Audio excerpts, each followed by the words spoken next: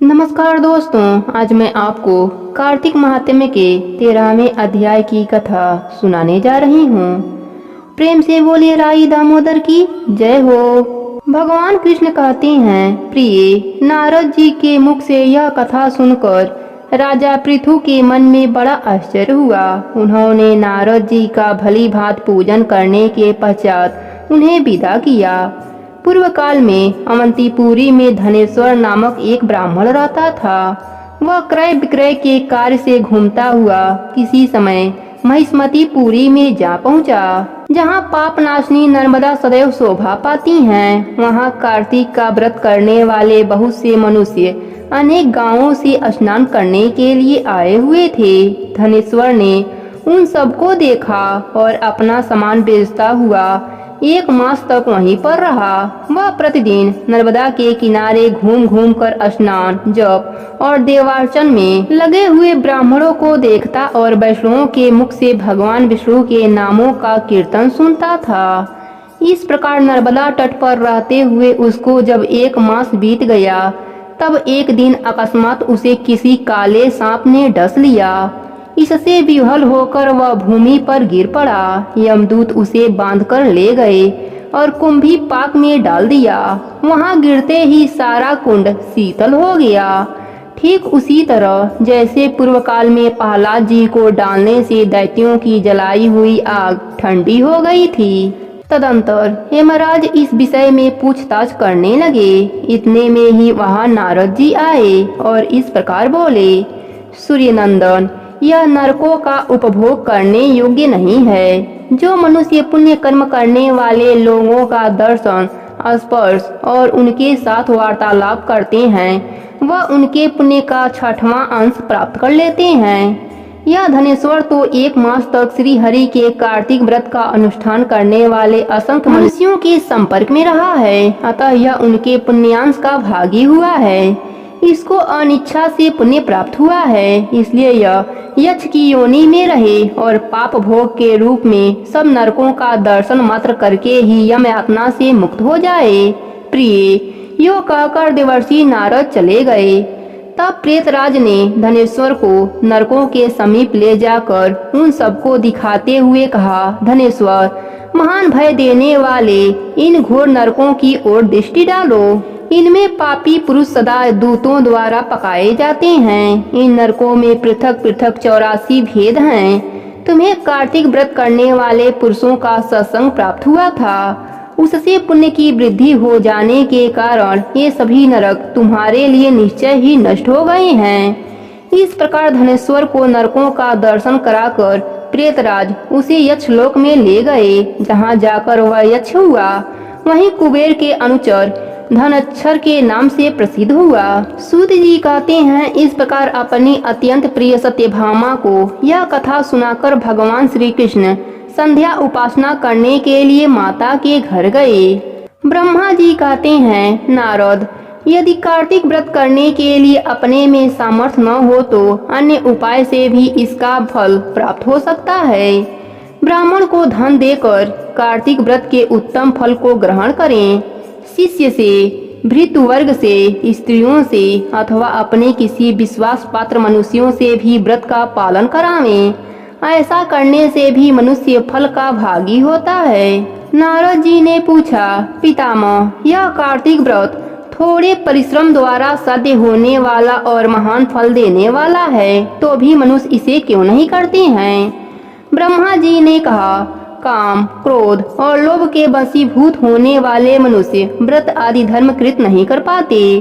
जो इससे मुक्त हैं, वे ही धर्म कार्य करते हैं। इस पृथ्वी पर श्रद्धा और मेधा, ये 2 वस्तुएं ऐसी हैं जो काम, क्रोध आदि का विनाश करने वाली हैं। इनसे व्याप्त मनुष्य भगवान विष्णु का श्रवण, कीर्तन आदि करता है, पर जिसकी बुद्धि खोटी है वह यह सब नहीं करता। इसी से वह अंधकारपूर्ण नरक में गिरता है।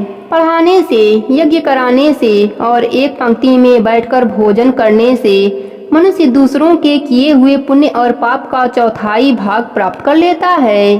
एक आसन पर बैठने, एक सवारी पर यात्रा करने तथा श्वास से शरीर का स्पर्श होने से मनुष्य निश्चय ही पुण्य और पाप के छठवें अंश के फल का भागी होता है। दूसरे के स्पर्श से, भाषण से तथा उसकी प्रशंसा करने से भी मानव सदा उसके पुण्य और पाप के 10वें अंश को पा लेता है। दर्शन और श्रवण से अथवा मन के द्वारा उसका चिंतन करने से वह दूसरे के पुण्य और पाप का शतांश प्राप्त करता है। जो दूसरे की निंदा करता, चुगली खाता तथा उससे धिक्कार देता है, वह उसके लिए किए हुए पातक को स्वयं लेकर बदले में उसे अपना पुण्य देता है। जो मनुष्य किसी पुण्य कर्म करने वाले पुरुष की सेवा करता है, वह यदि उसकी पत्नी, भृत्य और शिष्यों से भिन्न है तथा उसे उसकी सेवा के अनुरूप कुछ धन नहीं दिया जा रहा है, तो भी सेवा के अनुसार उस पुण्यात्मा के पुण्य फल का भागी होता है। जो एक पंक्ति में बैठे हुए पुरुष को रसोई परोसते समय छोड़कर आगे बढ़ जाता है, उसके पुण्य का 6वां अंश वहाँ छूटा हुआ व्यक्ति पा लेता है। स्नान और संध्या आदि करते समय जो दूसरे का स्पर्श अथवा दूसरे से भाषण करता है, वह अपने कर्म जनित पुण्य का 6वां अंश उसे निश्चय ही दे डालता है। जो धर्म के उद्देश्य से दूसरों के पास जाकर धन की याचना करता है, उसके उस पुण्य कर्म जनित फल का भागी वह धन देने वाला हो जाता है। जो दूसरों का धन चुराकर उसके द्वारा पुण्य कर्म करता है, वहाँ कर्म करने वाला वो पापी होता है तथा जिसका धन चुराकर उस कर्म में लगाया गया है, वही उसके पुण्य फल को प्राप्त करता है। जो दूसरों का ऋण चुकाए बिना मर जाता है, उसके पुण्य में से वह धनी अपने धन के अनुसार हिस्सा बांट लेता है। जो सलाह देने वाला, अनुमोदन करने वाला, साधन सामग्री देने वाला तथा बल लगाने वाला है, वह भी पुण्य पाप में से 6वें अंश को ग्रहण करता है। प्रजा के पुण्य और पाप में से 6वां अंश राजा लेता है। इसी प्रकार शिष्य से गुरु, स्त्री से उसका पति और पुत्र से उसका पिता पुण्य पाप का 6वां अंश ग्रहण करता है।